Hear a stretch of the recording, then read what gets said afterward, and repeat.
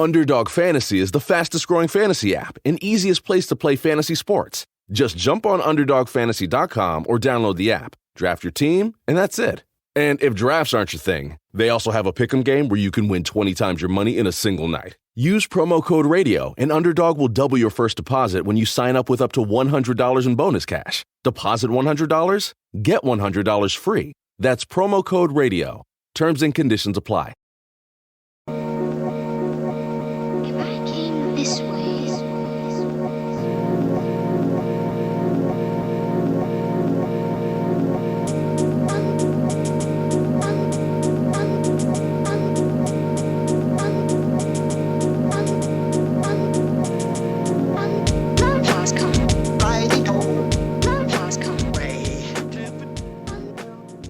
Welcome back to the Psychovertical podcast. I'm your host, Andy Kirkpatrick. As usual, I need to apologise for not having done a podcast for many months. I've just got my next round of Peter Thiel funding through, so I can now do some more podcasting. Joke.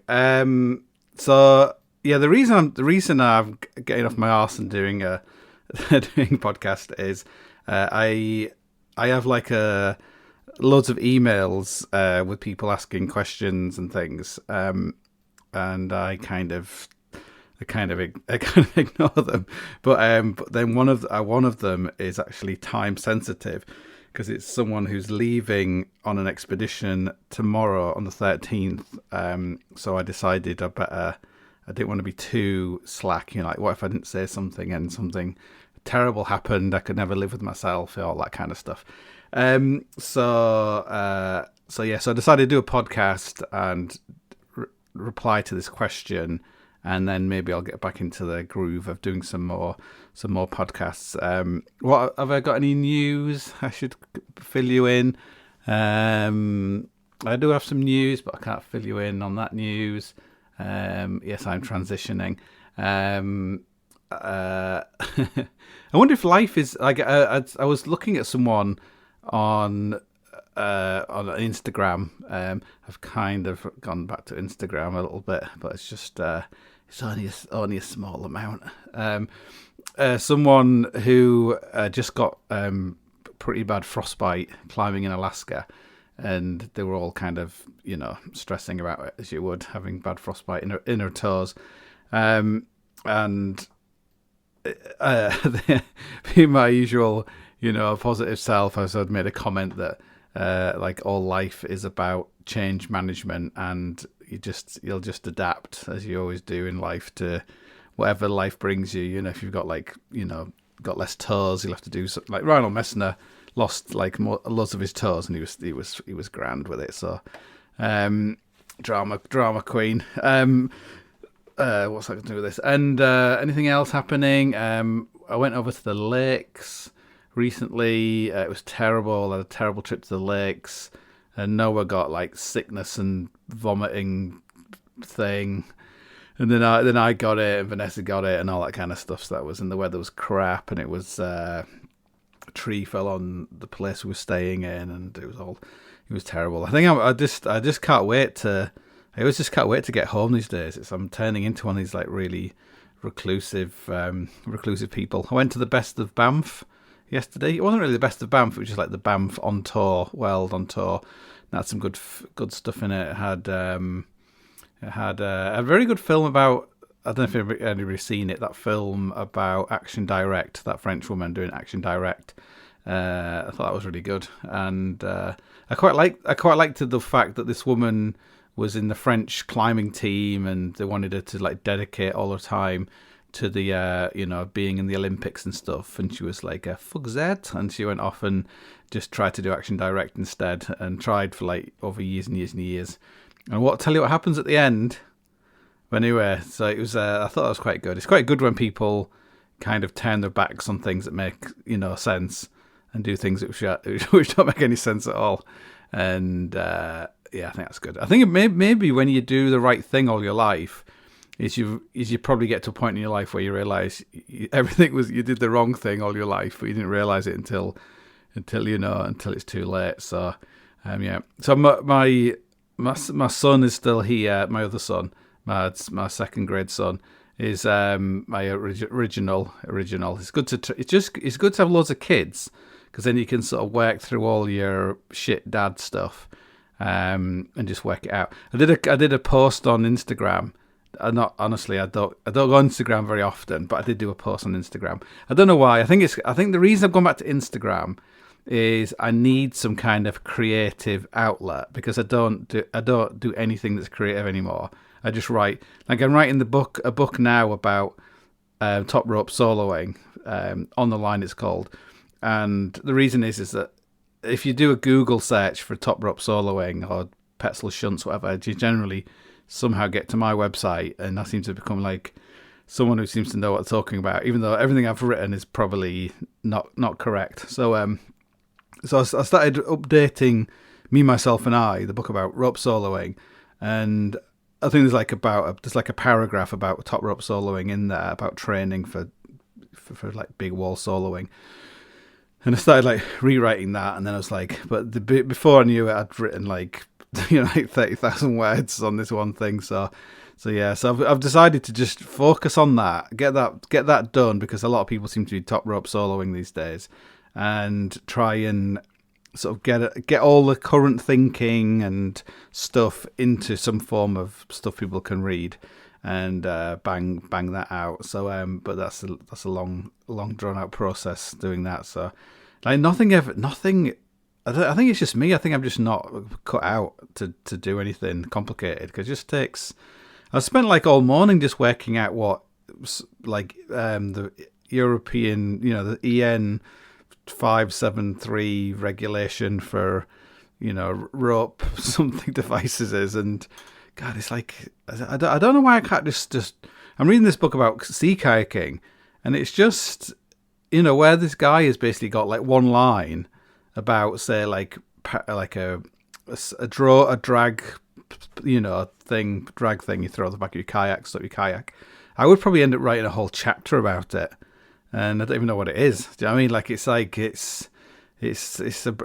problem. Like it's good if you're like a book like Down. Like when I look at it now, I'm like, that could actually be twice as long if I'd actually put more effort into it. But it is a bit disturbing how much detail you can go into. But I think maybe it's a real male thing. Like men really like real kind of detail stuff. Like really go, like I might get into like making steam railways or something. Toy steam railways, because that's the kind of thing. Like, oh, what kind of brass piping are you using there? What kind of is it? And all that kind of stuff. So anyway, but yeah, so I'm doing all this kind of god-awful, boring shite about metal stuff, and trying to come up ways of describing it that's not confusing. But I'm not doing anything creative at all. Like, this is kind of creative, but I'm not doing this either. So yeah, not doing anything creative. Maybe I have to take up watercolors, and I can just kill myself. So going on Instagram is my attempt to be a little bit more creative, but literally I only ever write like two words, so it's not that creative. But I did had a picture of it, looked like a child who'd been hit. It's actually my second class son, Ewan, when he was a kid, and he hadn't been hit. But he said it's like a good question, like a good sort of, thought bollock or something. What would you call it? Anyway, like we're not allowed to hit our children anymore, unfortunately, but we are allowed to give them drugs. So if your child is like unruly and uncontrollable, you're no longer allowed to, give them a little whack with a ski pole like you used to in the, a few years ago. But you can give them amphetamines. I've only had amphetamines once. Anyway, so it affected my brain. So I just wrote something like that down, and that's probably one of my making comments like that. Like making little comments can get you into a lot of trouble. Like that's if that's one reason why people think I'm Islamophobic, I am. But people think I'm I'm not really Islamophobic, and as long as they don't like come near me. No, I'm not. I'm not. I actually quite like religious people because you know what they at least you know what they think.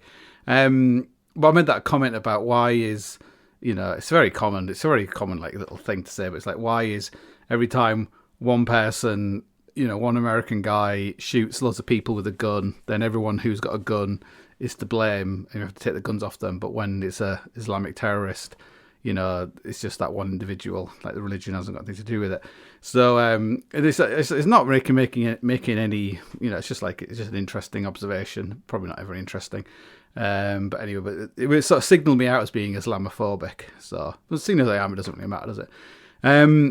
But I'm probably less Islamophobic than and like anti-theist than I used to be. I used to just hate all religions. So, but now I'm much more, much more, less judgmental about these things.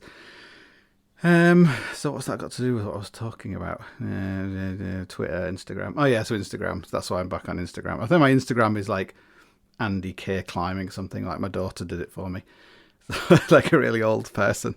So yeah. But yeah, I'm trying to keep off. Between if I just have to get rid of there's certain things you have to get rid of in your life in order to have more time to do useful stuff. And if you're not willing to get rid of pornography, then something else has to give. So yeah. Climbing basically. So yeah, any other news? I've not been doing anything, not been going anywhere. No, not really. I don't think I've got any news whatsoever. I think I must have some news, but I can't think what it is. Yeah. So the question was from John, who I'm thinking he is probably from Englandshire because he's someone I know in Otley. So it's I'll read it out and then we'll go into it. So hi Andy, I wondered if you might give us that's a classic northern way of saying it. Us. Someone was asking me about this the other day about how people often write how they speak. Oh, it's me with we are with where. Oh, what is it? Anyway, there's some weird thing, weird sort of Yorkshire isms. Anyway, I wondered if you might give us some top tips for our... I'll read it in the proper accent, probably. I was wondering if you might give us some top tips for our 3-man trip to climb Denali, leaving 13th of May. We have not done an expedition before, being far more used to alpine-style mountaineering, and it is blowing our minds thinking through all the pros and cons of clothing, food, and cooking, and keeping warm, as well as the crevasses and high alt risks. That's not alt as in alt-right, that's in alt as in high altitude. A few things we are worried about are, number 1, how do we protect against sweat wetting our clothing and not being able to dry it out? Number 2, what food would you take on such a trip? All dehydrated? ? Number 3, any thought on clothing combos? Where to cope with the huge range of weather and how to make sure we protect our sens against frostbite? Any other tips welcome. We have researched, but your first-hand experience will be really helpful. Love your blog, by the way. Thanks, John. So I do apologise, John. You might be like some kind of you might be from Essex or somewhere, and you're highly offended about my accent. So right. So let's think. I'll answer I'll try and answer the questions to begin with. Number 1, how do you protect against sweat wetting out our clothing and not being able to dry it out? On an expedition to Denali, or any expedition where you're in a tent, generally it's actually quite easy to dry things out because ideally nothing's going to get really wet. Like on Denali, you might get really wet low down. Hopefully it's not going to rain, but it might rain. But hopefully it's not going to rain. But you might have like sort of wet snow if you like that rolling around in it. You generally would get wet mostly if you were doing a lot of digging. So if you're digging a snow hole or you're digging a pit for your tent or a trench or a wall or whatever, then the particles of, well, when you're digging outside, if you're not digging a hole, the particles of snow are in the atmosphere, in the air, and they land on your clothing, and your clothing is warm, and it'll start wetting out. So the classic advice is if you're gonna start digging a snow hole, and I would recommend John to really get good at digging holes, digging in general. Like if you're, by the sound of your accent, you're probably like a bin man or something, or a street cleaner. So I would, but digging, there's a lot of digging involved. So if you're gonna start digging or do anything, hard work, you either want to not be wearing any clothes at all, ideally, because you're going to get quite hot. But that's probably not going to go well on Denali. So you generally, this is all well known. You tend to strip down to as few clothes as you can, put your waterproofs on, and kind of get to it. So because you don't want to get sweaty, and you don't want to get your whatever you got on underneath wet. It doesn't really matter because what you got underneath is going to get damp because it's sweaty, and what's on top is going to get damp. So you just don't want to be wearing a down jacket, or that kind of stuff. So, but the actual drying your clothing, like some things that get really wet. So the things that are going to get the most wet are probably your socks, number one,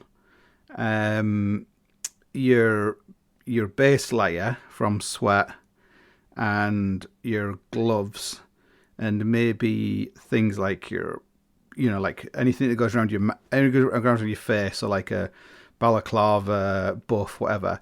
Now, luckily, nearly all those things dry very quickly. Like you don't want to get into your sleeping bag. Like the primary area probably going to dry things which aren't soaking wet is going to be in your sleeping bag. So if things are a little bit damp, like you're going to get into the tent. You're going to put some warm clothes on, like say your duvet jacket. Maybe you'll have some sort of puff pants type of things, or some warm trousers or whatever. And that moisture in you're going to be warmer inside the tent. The stove's going to be on. The temperature's going to get quite warm in a tent, even in the when it's super cold outside. The temperature will really heat up, and any moisture in your clothing that's not saturated is just going to transfer out into your other clothing, and the density of the other clotting so high that it's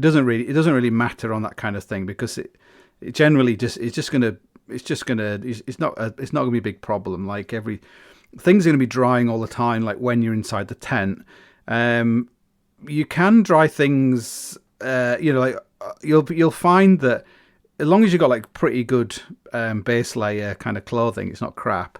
You're going to be, things are going to be getting damp, drying, drying like all the time. And the only place where that is a problem is probably in your underwear, as in around your bollocks and stuff. It doesn't seem to be so much of a problem with women, but with men is that you will get like salt crystals building up inside your clothing, which can rub. So you can get rubbage like underneath your armpits, between your legs, between your thighs. So having spare underwear, lots of spare underwear, and having underwear that's not like, you don't want to get too hot. You don't want to be sweating too much, basically. So when you're moving, you want to be like stripping down, and you want to have clothing you can put on very, very quickly over the top of everything else, because you just have to reduce the sweating as much as you can, but you can't eliminate it. You're always going to be dealing with sweat, and the sweat is is not so much of a problem as long as it's not really, really bad. But the main thing for me over a long period would be the build-up of ice, the build-up of salt, which would make your clothing more abrasive against your skin. Now, if you like end up like getting rub red raw between your legs or under your armpits, or where your rucksack is like rubbing on your small of your back or whatever, that's going to be like extremely painful, and it's going to make it's going to really spoil the enjoyment. So I would, if you got plenty of fuel and stuff, I would really focus on having something to deal with that. And often if you use like a barrier cream, so you get like Glide, or like Vaseline doesn't work great, get some bag balm. Get some bag balm when you're in Alaska. You'll get it from the chemist, a little tin of bag balm. That's pretty good. It's for like cows' udders.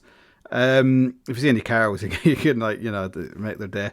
So, but that's kind of anything that's kind of a jelly kind of thing.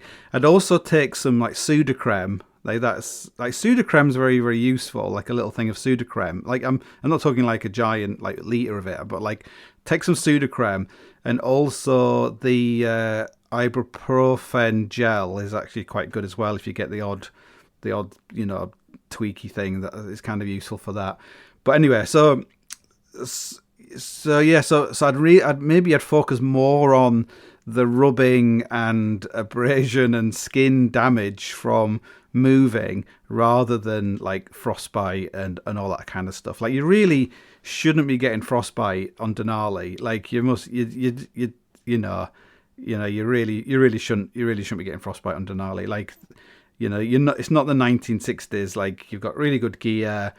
You just have to not fuck up. And if you've not done anything like this before, if you've not been to this kind of mountain before, the number one thing to realise is, like, you're not in Scotland and you're not in the Alps. So if you're in the Alps, even in the winter time, you might be, coming off a route or going to a route, and it's like really, really windy and it's cold, and you're kind of a bit cold, but you're okay. And coming down off Scotland, it might be like 60 mile an hour winds, and you're getting battered around, and but you're going to be at the car soon. It doesn't really matter.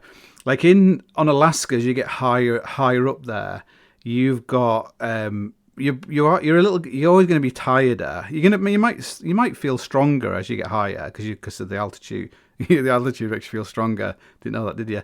No, but you will be getting stronger as you're going up, as long as you're eating well and you're sleeping well and everything else, and you're taking your time slowly.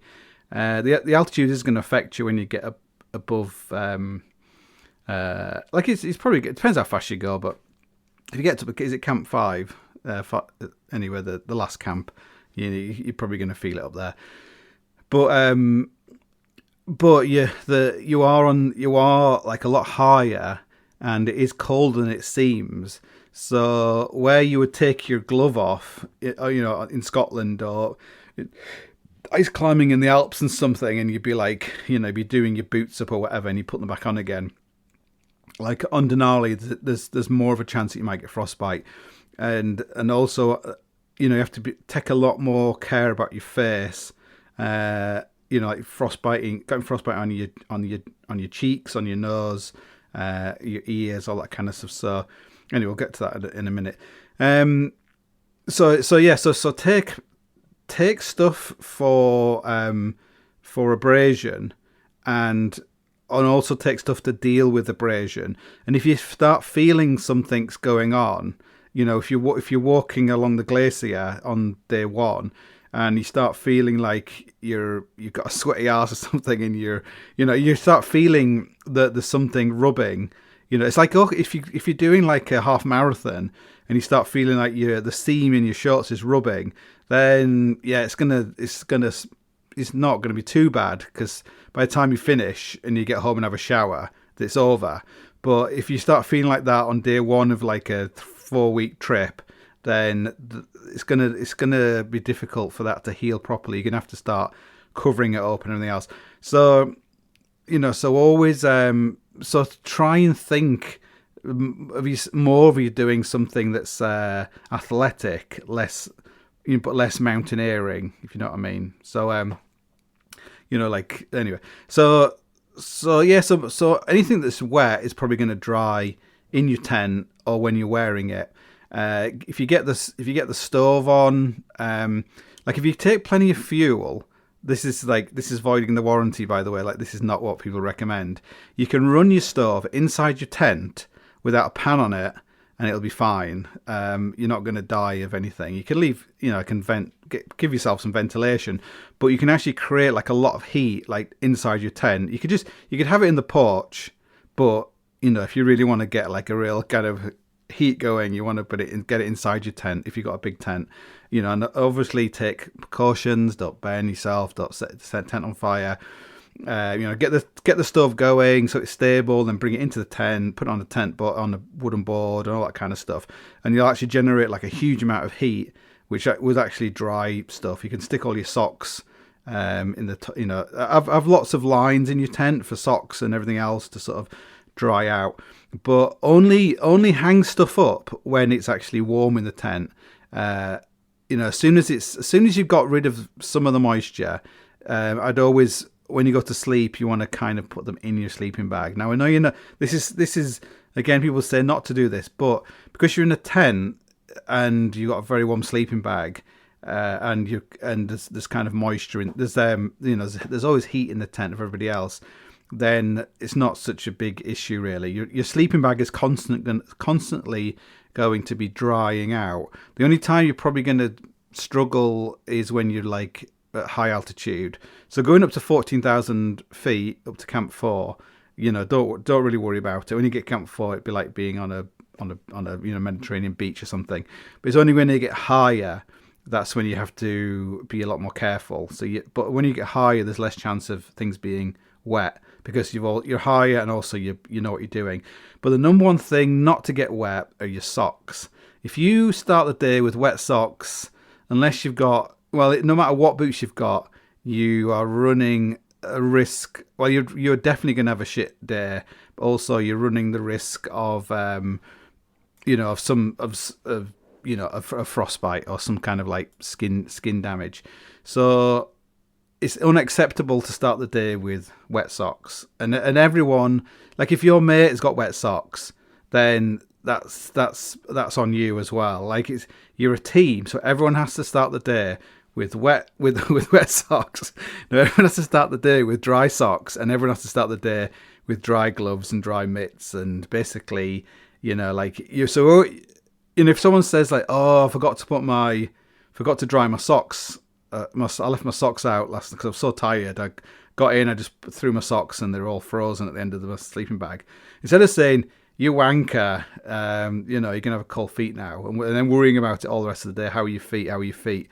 Just give them your dry socks and then, sort it out later on, which is kind of a bit nasty. But, but it really is like, a problem inside your tent is solvable. A problem when you're like halfway up some like 1,000 feet of fixed ropes is like everyone's problem. So that's if there are people in your team who aren't experienced, so it's like probably like being in the army. I've never been in the army, but it's like a lot of these things, the army, kayak, expedition kayaking, all that kind of stuff.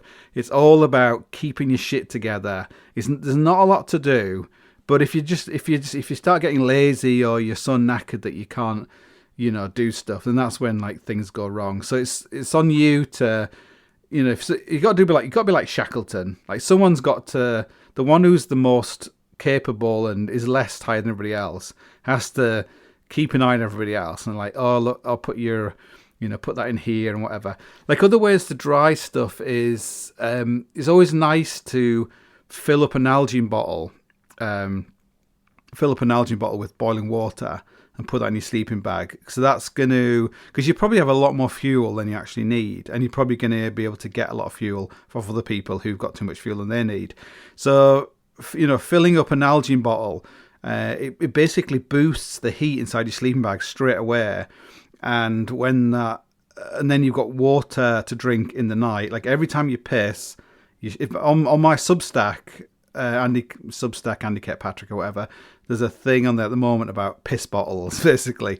So I would recommend you get like a 1.5 litre piss bottle and mark it up, make sure people know what it is, because bulk's not such a big issue, and like a 1.5 litre piss bottle is kind of better for those kind of expeditions on like tents and stuff. There'll be a lot of sitting around drinking tea, and you don't want to be pissing all the time. So, and if you're a woman, then pissing into an Nalgene bottle, it's probably a 1.5 litre bottle is probably too big to piss into, because you have to anyway. So you're probably better with a 1 litre piss bottle. So, but you're gonna be pissing a lot, and so anyway, so every time you piss in the night, you need to drink some water out of your Nalgene bottle, rather than just waking up really, really dehydrated. But you can also, say you've got some wet kit, you could put the you could wrap it in the Nalgene bottle, and you could wrap it around the Nalgene bottle, or if you don't want to contaminate your sleeping bag, the other thing to do is to lie on top of it underneath your sleeping bag. So you would say you've got like a very damp shell jacket. Like, you don't want to just leave it out in the porch, because it's going to freeze, and maybe it'd be alright if it freezes. If tomorrow the weather's good, it'll dry really, really quickly anyway when you're moving. But if you want to start the day with everything like ship shape, then just lying on it is actually kind of effective, as long as it's not so wet. You can always put something over the top of it. Like if you've got like your carry mat, then a damp piece of damp shell, and then a fleece jacket over the top of it. It's weird what kind of works like well in those situations. It's basically fundamentally on any of these trips, it's the things that are a problem and never the things you think about. It's probably not going to be like falling down a crevasse and hanging there, blah blah blah, all that kind of stuff. It's going to be something something sort of silly or stupid or small, really. So I would try and have probably a little too late now because you're going tomorrow, but you want like a layering system that is almost more what you would be using if you're going fell running or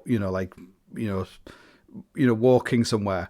And another thing about your clothing is the number one issue you're probably going to have is the heat, not the cold. You're probably going to be in places where the heat is the biggest issue, because you're going to be moving low down the glacier. So the heat, the sun, the light. So you want a system where you basically want every bit of your skin covered up, either for the sun or for the cold and wind when you get higher up.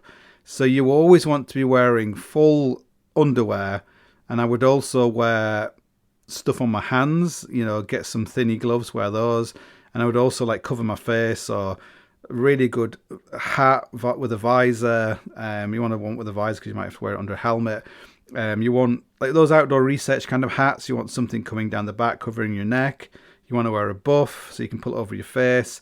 You want your sunglasses, and like if you like, I really hate putting sun cream on, so I always prefer to cover myself, because sun cream is not that effective. It's only effective a certain amount of time, but it rubs off, it wears off, it's not that good. So like generally, I think when I went to Antarctica and then when I went to Greenland, that's like 3 months in a really high UV kind of atmosphere. I don't think I ever put any sun cream on, but I was always like covered up. And if you see the damage that it does to people, like, if you get caught on day one in the sun, your lips can be in such a state, and they won't recover till you get down. And they could be so bad that you have to go down. It's like, just like imagine like burning your lips with a candle and then trying to go on like a 4-week holiday. It really is like super, super extreme, like the sun. So be really, really careful. Like this, maybe take sun cream. So when you're hanging around at, the camp, one of the camps when you're sort of acclimatizing, you're not like walking around like the mummy. But when you're moving around, just have like a zero tolerance to sun like getting on your skin. It's only when it's cloudy, you're still getting UV rays coming through the clouds. I don't think that's going to protect you. You probably get like a good instinct for when you're okay, but generally, you're going to transition from the sun and the UV to as you get higher, it's going to be the cold and the wind and everything else. So a lot of base layers, most base layers are going to be fine for keeping out the sun. If it's like Brynja sort of mesh underwear, that's less effective because it's got holes in it. You could even low down on the glacier, you might even want to use a cotton over the top, like a cotton t-shirt over the top of a base layer, because that's going to help suck some of the moisture out, and it might help you like cool off a bit, and also creates a little bit of a windproof, well, not windproof, but like a wind stopper-ish kind of layer over the top, a bit like how fell runners used to wear like Helly Hansen with like a t-shirt over the top. So yeah, and any bit of like your hands are more robust when it comes to sun, because I've had sun on them all the time. So you don't want to just don't be like skiing around in your underpants. So yeah, I guess that's it. But if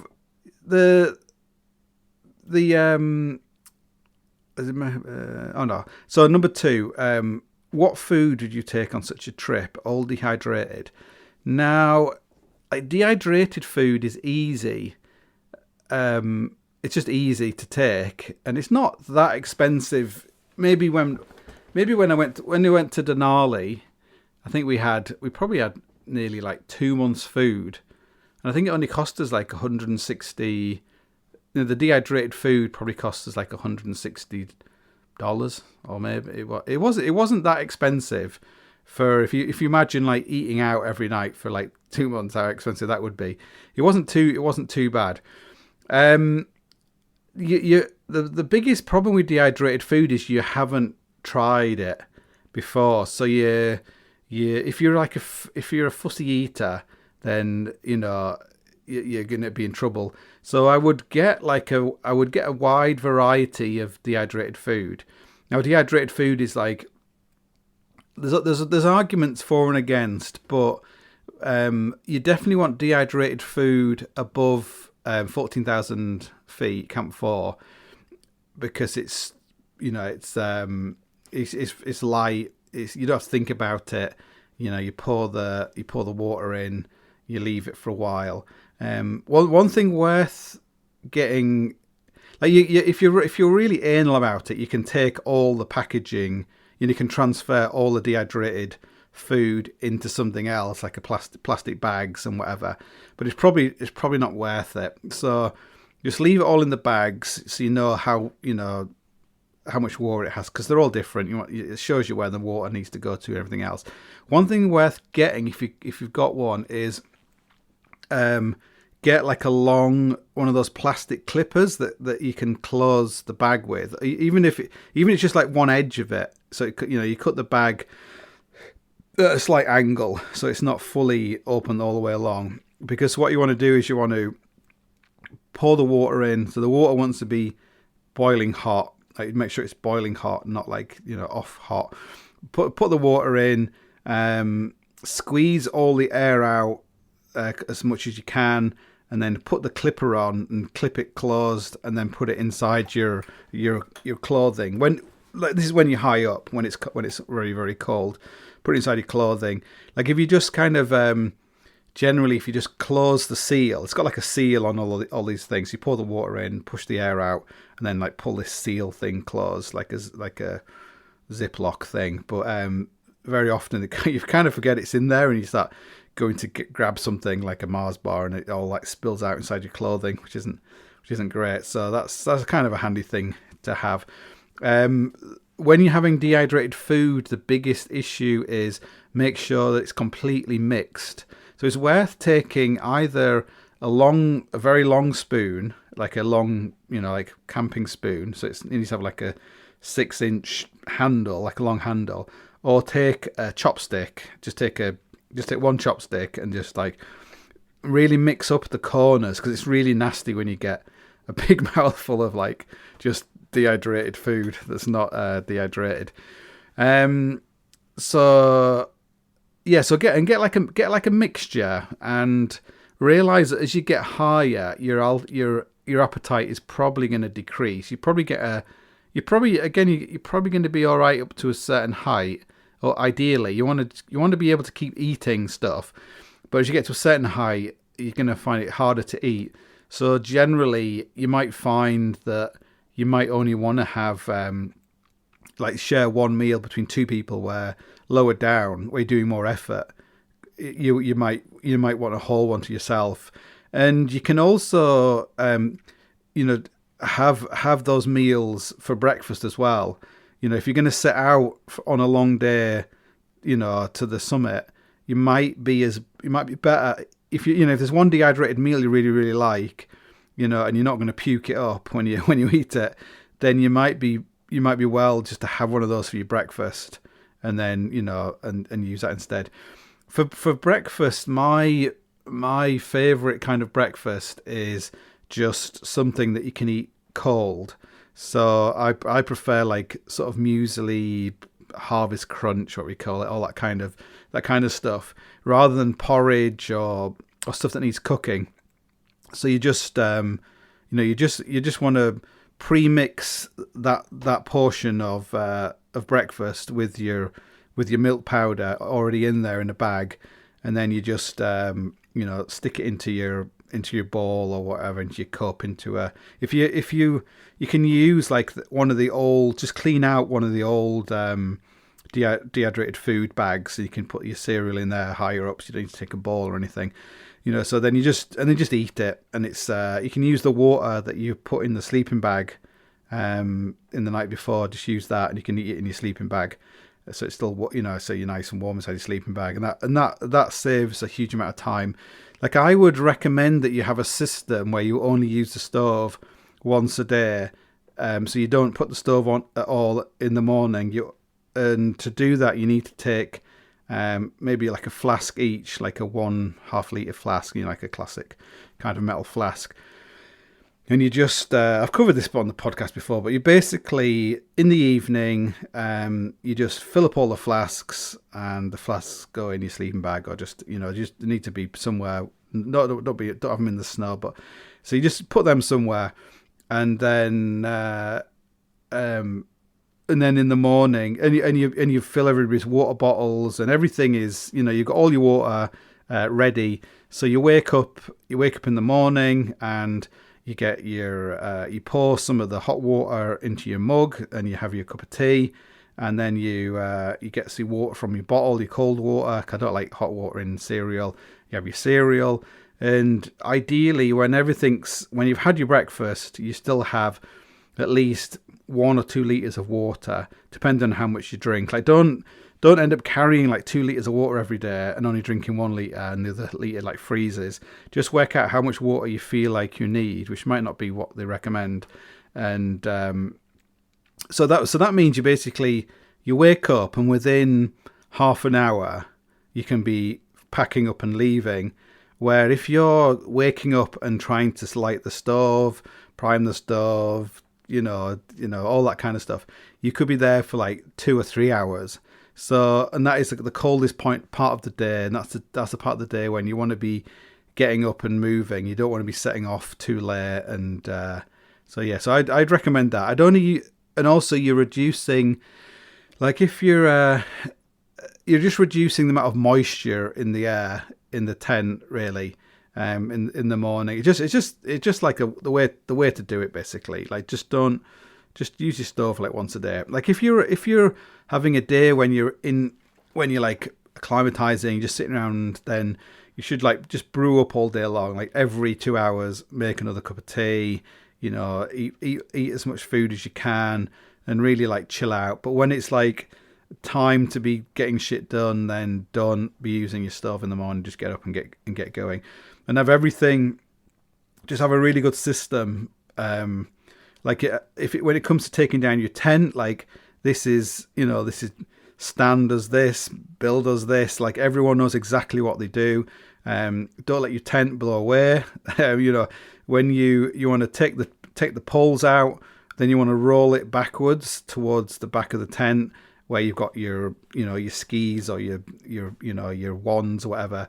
And then when it's rolled up, then stick it in a bag, like a big bag. Don't carry like a little tiny stupid tent bag. Roll it up and put the whole rolled tent like in your pulk. So you just, in the night, you just take it out, stick the stakes in at the back, roll the tent up, put the poles in. So you just don't let your tent blow away. Basically, when the tent's up, one person goes in and digs out the a trench at the front of the tent to put your feet into. Then someone else is like bringing in the sleeping bags and the mats from the back of the tent, and just to make sure that everyone is doing something. One person's like sorting out a wall, building a wall. When everything's ready, someone can start boiling water for tea or whatever, and the other 3 people can be building the wall around the tent. And as you're building the wall, that person could be giving them a hot drink, and just try to, like, if you're, often a good thing is to eat something or drink something just before you start doing all the camp stuff. Because if you just get really knackered, you're not going to do a good job. You're going to get in the tent, you didn't build a wall, the stuff that's not out of the thing, like, have lots of, you always want to mark everything. So if everyone's got like a yellow stuff sack, and the yellow stuff sack's got like the stove in it, and it's also got the first aid kit in it, and it's got all your porno magazines or whatever, it's not good. So everything has to be marked, and and everyone's got a job, and it's not about being democratic. It's like, you're good at digging, you're good at digging holes. You do that. I'll just, I'm good at getting the stove going. I'll get the stove going, and make sure you've got everything you need inside the tent. Make sure you've got enough fuel. Make sure there's nothing you're gonna have to go out and get anything. If you try and have a crap at the same time every day, if you can have a crap, go out in the morning, have a crap. Don't be like halfway through the afternoon, I need to have a crap. So just get into a routine of having a crap. Get your shit cans sorted out so people know where they are. Like, you can have a shit on the inside of the tent in your pit, but it's not recommended if you want to. It's not very pleasant for everybody else. But if you're roughy tufties, maybe you'll have to do it. But and then so that's. Is there anything else about that kind of thing? Always make sure you've got your shovels inside the tent, not outside the tent. Don't leave anything outside the tent unless you want to lose it, because the snow will come down and you will never find it again. Make sure your pulks are all secured outside, and make sure they're upside down. Make sure you've got stuff on top of them so they can't blow away. The wind, the wind can be fucking horrendous. On any mountain, like, the wind can destroy a house, let alone a tent. So make sure your tent is in good working order. You've got a good wall around it. Maybe you want to have a double wall around it if it's really, really bad. Don't allow the tent to get crushed by the snow. Like, set your alarm every 2 hours. Someone has to go out and dig around the tent. Don't destroy the tent by scratching it with a shovel. It's sometimes worth having something, like, you can get these like plastic, almost like a kiddie kind of not a shovel. It's like a piece of bent plastic, a bit of polycarbonate. Sometimes it's good to have something like that, or even, like, say, the back plastic part out of a rucksack, rather than risk damage, ripping the tent. Like, if you've got a small piece of dint in your shovel and you scrape it along the side of the tent, you can just rip the tent in half. There's a huge hole in the tent. So carry repair stuff for repairing your tent. We don't want to be repairing your tent in the middle of a storm. So just be really careful. You just have to remove as much. You don't have to remove all the snow off the tent. You can just use your hand to brush it off. But you're mainly trying to remove down, all the snow that's kind of piling up. When you build a wall around your tent,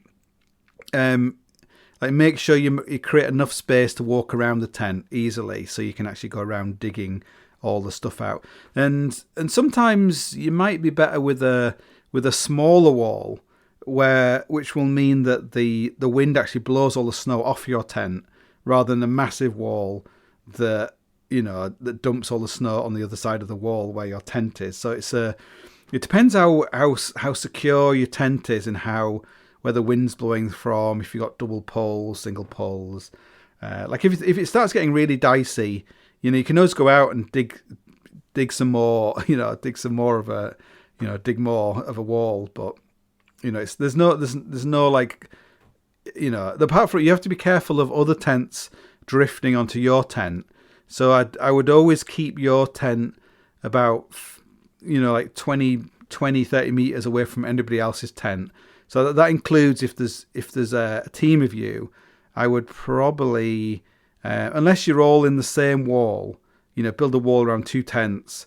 You always have to be careful that if you get a big drift on one tent, it's actually drifting onto your tent, which is, a problem. It's probably not going to be. It might happen there. I've seen it happen in like a day, so that's one thing to think about.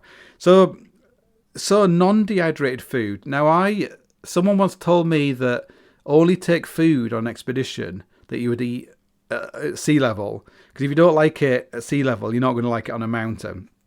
So you will find that you always want like a mix of sweet and savoury things. So don't just take chocolate and sweets. You want like all sorts of like savoury things as well, like your nuts and all that kind of shite. But you want like a mixture of those kind of things. Like food throughout the day is like important. Sort of I quite like M&Ms because it's like nuts and it's chocolate, but it's probably not good for you. But if you don't like the muesli bars, and you go on Denali, you're not going to eat them because you just won't eat them. So make sure you got stuff, like salami, cheese, all that kind of stuff that you can eat throughout the day. So I would probably recommend low down on the mountain, like going up to. Like going around to Windy Corner, you've got to carry a fair amount of kit around there. So probably up to Camp 3, is it? I would maybe try and use non-dehydrated food because it's actually quite easy angled going up to there. It's not a big deal, and you've got your pulk. If you can, you're often better having two pulks that are half full, like connected one behind the other, rather than one pulk that's really full. And you'll find that the pulk behind or the pulk in front will stabilise the pulk connected to it. If you're going over like a bit of sastrugi, the pulk behind will stop the pulk in front from tipping over. And as the back one goes over the sastrugi, the pulk in front will stop the back one from tipping over. And you just connect it with some cord. And if you were skiing down or if there was a lot of sastrugi, you can sometimes connect them side by side, which can makes them kind of more stable. But you've got to, there's more of a furrow to pull it down. So I would, the classic things. Pasta romana is the way to go, which is just garlic, olive oil, and some get some chili flakes and some Parmesan cheese. Now that'll probably do you for the whole expedition. So you cook your pasta, you cook your pasta in your water, and then you make sure it's make sure you got plenty of water in there, and make sure it's boiling. Don't put that pasta in. So you cook your pasta, and then you just want to chop up your garlic, put your garlic in some olive oil, and you can I guess you could transfer the. Anyway, it's a little bit. It depends how you got to work out a way of doing it that's not messy, because you don't want to be doing too much washing up. But it is. You basically just cook your pasta. You put your. Ideally, you want to fry your garlic in your olive oil, and don't be skimping on the olive oil like fat. People tell you fat's not good at high altitude. Well, you're not that high, so it doesn't really matter. So your fat, your garlic, you probably use fresh garlic. Why not? And your chili flakes. You could put some you put lots of salt. Make sure you put loads and loads of salt in your pasta. Now you want a tablespoon of salt in your pasta, like not on the pasta, but like when you're in the boiling water. So you do all that, and then you basically put when you drain it, you put it all on. You put the oil on and you mix it all together. Then you grate a shitload of Parmesan cheese on it, and that's it. That's pasta romana, and that is I reckon that is the thing for expeditions, and everyone will be sitting there with their fucking dehydrated, cow shit, whatever it is, what people eat on the mountains, and you'll be there like, hey. So as soon as you're from the north, you might want some dehydrated Yorkshire puddings or something as well, or black pudding. So none, you can go to town. Like bacon is also really good. Eggs, it's kind of, you could hard boil, you could like cook some stuff before you went, but you have got more heat lower down on the mountain, so that's probably not so good. But, bagels are fantastic. I would take shitloads of bagels. I would take butter, but you're going to have to transfer it into something else, like an Nalgene bottle, because it's going to melt. And, things like get sort of those little condiment of like tomato sauce or whatever. Things like bacon bagels, for breakfast on your days when you're acclimatizing. They are damn good with some cheese on as well. So yeah, so don't, you're on your holidays. Like don't make it too grim. And as you're going up, you're going to find that food is all that heavy stuff, all that heavy kind of food is decreasing as well. So once you get around to probably going around, maybe take some of that food with you if you're going around Windy Corner. I think that's that's quite a long day going around Windy Corner. If you got loads of stuff, like try and keep the weight down on all your stuff. Like don't go crazy with like carrying like loads and loads of stuff. Like try and keep it light as much as you can. Don't take loads of, just take the clothes you're wearing, and then your storm clothes, like as in your duvet jacket and your extra mitts and all that kind of stuff. Like carry some extra mitts. So like a mixture of dehydrated and non-dehydrated food. I always like take soup, but I never find I tend to eat it. Like I always, I just don't seem to eat it. So I mainly just drink, like biscuits are good. Don't get too bogged down in what is nutritious and stuff.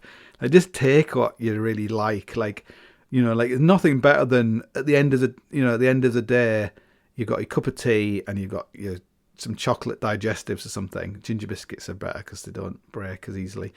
But you got your biscuits, cup of tea, you got your book. It's amazing. It's like that's what it's all about. Drinking tea and eating your biscuits. So number 3, any thoughts on clothing combos, where to cope with the huge range of weather and how to make sure you protect against frostbite? So I've covered the heat stuff. So basically it's kind of the same kind of clothing you would wear, on Ben Nevis, that kind of clothing, because you're going to be moving. Like when you're not moving, you're going to be in a tent. Like you're either going to be moving, or you're going to be preparing to move, or preparing to stop, or stopped. So the chances of you going along and going like, oh, I'm so cold, I'm dying of hypothermia, it's probably not going to happen if you have experience of winter mountaineering and everything else. You should know, you're like, I'm not really warm and I'm not really cold, which is like, that's the ideal. If you're like, I'm very sweaty, but I know I'm going to stop soon, I'm not that sweaty, and I think my clothes can deal with it. And if they don't, when I stop, I'll put my duvet jacket on, and I'll be okay. Like you know that you don't want to be someone who like sets off in their base layer, and they don't put their warp, their shell on, and they're kind of it's in the bag and they can't get it off, and they're going up the fixed ropes, and they get really, really cold, and they get wet because the base layer gets snow on it and it melts in, and then they get even more wet, and they're just wet to their core, and then it suddenly gets so much colder, and before they know it, they can't use their fingers, and they can't get the bag open to get their more clothes on, and it just kind of compounds one thing after the other. So keeping out the wind, having clothing that's appropriate for what you're doing. Like it could be like in the Antarctic, often you're wearing just like your base layers with the shell over the top. You don't want to be setting off for much of it, with your big fleece, your big fleecy solar pets and your, all these kind of things. You probably want to be wearing sort of less than that. Like maybe, power stretch kind of stuff is good. It's not too thick. It's stretchy. It sort of copes well with moisture and stuff. People will often wear more kind of soft shelly kind of trousers rather than wearing like mountaineering, rather than wearing shell trousers. But you need to have your shell trousers with you as well, because they're just not effective in a proper storm. They're good when it's sort of cold and dry and mild and the sun's out and things. But you want to, if you're on like a big route on Ben Nevis in the middle of a wintry Scottish storm, you don't want to be in your soft shell trousers. If you thought like, oh, we can get top of this route, we might have to bivvy out. What clothing would you like to have? Like for me, the classic is like for expedition clothing would be like, proper soft shell, like, like buffalo kind of thing, where you haven't got like a hard shell at all. You just got, something that's stopping the wind and is easy to vent and everything else. So the clothing is more down to your own, but you don't want to be buying. You don't really, like you go in and you say, I want to buy, what's the thickest fleece you've got? You get this like massive heavy fleece, and then you're just like sweating your ass off like every time you put it on, but really you want to imagine you're doing something very athletic, because you can't be carrying like a big heavy rucksack quite a lot of the time, and that's going to keep you warm. And but you want to then have your big, it doesn't have to be that big, but you want your duvet jacket to throw on as soon as you stop, put on your duvet jacket. If you've got like, some people wear, like down trousers or whatever, but you're only going to need them for like fanning around like low down if it's cold, and for the summit day. But even then, you're probably not gonna need that. It's worth making sure your package, your balls and all that kind of stuff are not too exposed. Like remember your core, like the core of your body extends down to your balls basically. So if you could have this like amazing down jacket, but it only goes to your belly button. There's a part of your body that's left out in the cold. So make sure everything is like if your balls and all that kind of stuff and your bits are all well insulated, then you will probably feel warmer than not. Like I'm only saying, like if you're just going along and you've just got your base layer on your bottoms and a shell, then you might feel like your dick might fall off if it's like super cold, which is not conducive to what you're doing. So down clothing or whatever. It doesn't have to be like some sort of Himalayan weight clothing. Like you're almost as good to have like a lightweight down jacket, and then a medium weight down jacket that you wear over the top of it when you need it. So like the classic kind of, like a prism, like is it prism, like a Montane prism, not down jacket, but like some kind of medium lightweight sort of synthetic jacket might be better than just carrying this humongous like huge heavy like sleeping bag with arms kind of thing. And but yeah, as I say, it's probably like we were up there, at minus 50, And we were wearing basically like synthetic, big thick synthetic solar pets, which were probably like an inch thick or whatever, like fiber fill, not fiber pile, fiber, like synthetic insulation, and then a jacket with the same material that went right down to your thighs. And that's pretty damn cold. But the biggest concern was always like not getting too hot. It wasn't really about getting cold. Like, you shouldn't really be getting too cold unless you get stuck. Something happens, you get stuck. So that's why you want to, when you go to the top, you need to have the stuff with you in case you get stuck for some reason. You want like one sleeping bag between two people. You need I would probably take a shovel for each person. You want a stove, you want some fuel, some food, and all that kind of stuff. And you need the kit where if something was to happen, you could dig in and you'd be totally fine. You'd come out of it as you went into it, basically. But if you go up there and something goes wrong, like Nigel Vardy, and if you ever met Nigel Vardy, but he's got like no nose, no fingers, no toes.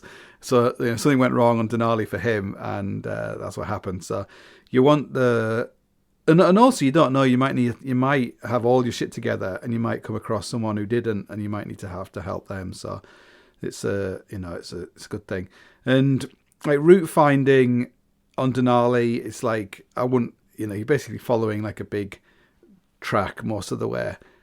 Even in the winter time, you could sort of work out where people had been. You still need to, don't be complacent. Like if you're carrying a GPS and things, like learn how to use it. It's quite hard to get a good map of Denali for some reason, but try and have all that. Try and have it all sorted out. Like a good thing to get is to go on Google Images or Google Earth and screen grab all the images of of Denali you can see the route going up it. You can see all the people and the camps and stuff. And that's kind of a handy thing to have. You can sort of identify where things are. And in terms of like dying on it, the one place is when you get to top of Motorcycle Hill. Is it called Squirrel Hill or something? There's a bit that goes up from the top of Motorcycle Hill up to Squirrel Point or something, some kind of beaver point or something. And it's kind of, when we were there, it was very icy, and if you were to fall, you would fall right down the other side, which would not be good. So that was the only bit where you have to be a little bit careful on the ridge. Like the fixed ropes are fine. The fixed ropes could be a complete nightmare if you didn't know what you're doing. But hopefully you know what you're doing with the Jumars or whatever. Like make sure whatever you've got that it's you know how to use it basically, and you can get it on and off without taking your. And if you can take your gloves off, make sure your mitts are all attached to you in somehow so you can't drop them. But if you haven't got your shit together, that could be a bit of a nightmare going up there. But it's kind of fine. You just have to have a good know what you're doing. And so the fixed ropes are fine. The ridge is fine. It's just like a ridge. Like if you roped up with somebody, there are buried stakes you can clip into with. So take some lightweight, sort of carabiners and stuff for clipping into. So just move along together. Make sure your crampons. Make sure you feel very confident on your feet with your crampons. Probably take like one ice axe and one ski pole for going along the ridge or something. Like a long ice axe, that is really handy if you're doing the West Buttress. So yeah, that's the only bit I thought was a bit spicy was going up to Squirrel Point, and there are like crevasses pretty much everywhere. So don't be complacent when you try and stay within the boundaries of where you've checked for no crevasses. Don't go off wandering around. Make sure everything that goes on your pulk, on the outside of your pulk. If you've got ideally you want a bag to put everything inside, but make sure anything on the outside of your pulk is connected to the pulk. Like, don't just trust straps or bungee cord or whatever. Like, make sure it's like physically clipped into something else, because then it's very easy to lose stuff off the top of a pulk. Like, your pulk flips upside down, you keep dragging it along because you're so sick of it, and your tent, pulls off the top and rolls down and stuff like that. So make sure everything is connected to everything else when you're using your pulk. Your pulks are kind of. I would definitely bring my pulk all the way up to 14,000 feet, because it's just kind of handy. It doesn't weigh very much. It's kind of handy. Just take one pulk, stick your stuff on it. I guess that might be it, I think, for my advice. And yeah, just don't forget, your face. Look after your face, your hands, your feet. But your face, definitely get some, get some good goggles. If you're going to wear your goggles, don't be taking them on and off all the time. I ideally put them on in the tent, or put them on. Is it hot to cold? If you take something from the cold to the hot, that's when you get condensation. So if you've got things like your camera and all that kind of stuff, that's where you're going to get condensation on it when you bring it into the tent. So it's good to have like a Ziploc bag. Put any electronics in there. Don't switch any electronics on. If this is when you're higher up, when it's super cold, don't switch anything on until it's you think it's not too cold, because otherwise you might get condensation on it. So it might destroy it. So put your camera, your phone, whatever, in a Ziploc bag, and then stick it inside your sleeping bag, and then don't switch it on until everything's warmed up. Your goggles, so put them on. Like, if you're going outside and it's stormy, put your goggles on and don't take them on and off. Every time you take your goggles off, snow's going to get in there, and then it's going to dampen them out, and then they're going to get foggy, and it's a nightmare. So, try and leave your goggles on all the time. If you look at snowboarders, they always just leave the goggles on all the time. They're not sticking on the helmet and whatever. They just leave them on. Lower down, you just use sunglasses. Those plastic things that go over your nose, attach your sunglasses. They're very good idea. Tape that goes on your skin is kind of some sort of finger tape, strapel kind of tape. It's kind of can be useful as well if you get any skin damage on your skin. And skis are highly recommended, I would say. Low down, even if you can't ski, they're really good up to camp 3. Skis are really handy. Going down with skis, if you can't ski, just wrap some cord around the skis so they don't slide downhill. They just and when you're going uphill with skins on, they're super duper snowshoes. You'll go way faster than the snowshoes, use a lot less energy, be safer because of crevasses and things, and they're excellent. And then coming downhill, they're kind of super fast snowshoes. You can shoosh along, and you shouldn't be flying off down there, and they're kind of very handy if you can ski. Fuel, you're probably going to use white gas. You buy that from the person. Don't take too much fuel. I can't remember how much fuel you use. We had a windshield on our stove, which was a bit like a Trangia. So we had a Whisperlite stove. Whisperlites are great for everything. I think it's quieter than an XGK. So Whisperlite, and it was basically like a Trangia, but it was actually just made out of a piece of aluminium. Was it aluminium? It's basically off eBay, a very, very thin sheet of aluminium, I think. And I just cut it, and it folded around. It had a hole in the bottom for the pipe for the stove, and then the pan would just sit about 5 centimeters. 5 centimeters? Maybe that's too much.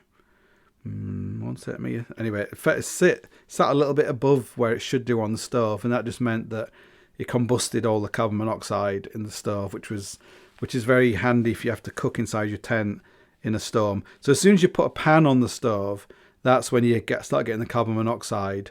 And if you have like a reactor kind of stove, like a jet boil kind of stove, like the carbon monoxide is going to be off the dioxide, whatever it is, the one that kills you. It's going to be off the charts. So as soon as you use any stove and you put the pan on it, that's when you need like good ventilation. But when there's nothing on it, you don't need to worry about it unless you elevate it. And if you've got any like days when you're not doing anything, low down, some rest days, I would practice building a survival trench. That's a good thing to practice digging a snow hole. Just kind of practice the stuff that could like save you like higher up on the mountain. Practice building an igloo. That's a good thing you'll need like a good snow saw. Just have fun. I guess that's all I'm saying. Have fun, and it's a great experience, and you'll have a great time. You'll come back and you'll be like, "Hey, by gum, that was a grand day out." So yeah, and I don't know what your chances are of getting to the top. Like the chances of getting many of the things are going to be about down to things out of your control, like the weather. You can't force it, basically. If the weather's not playing, you can't force it. But just don't fail because of things that were in your control, or don't kill yourself because of things that were in your control. So just play a long game, take it slowly, don't rush.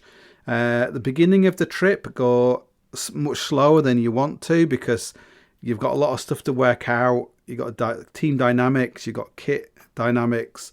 So just go a bit slower at the beginning. Like if you get bad blisters and horrendous sunburnt lips on day one, it's over.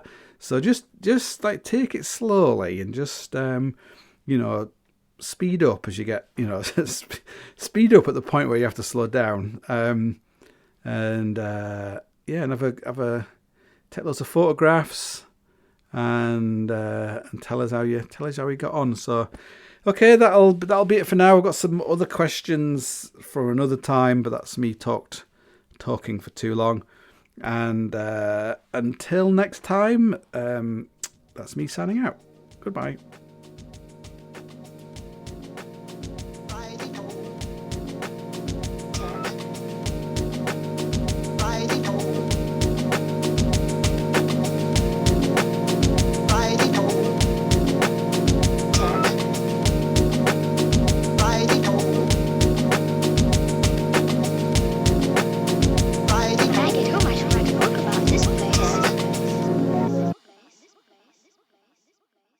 Underdog Fantasy is the fastest growing fantasy app and easiest place to play fantasy sports.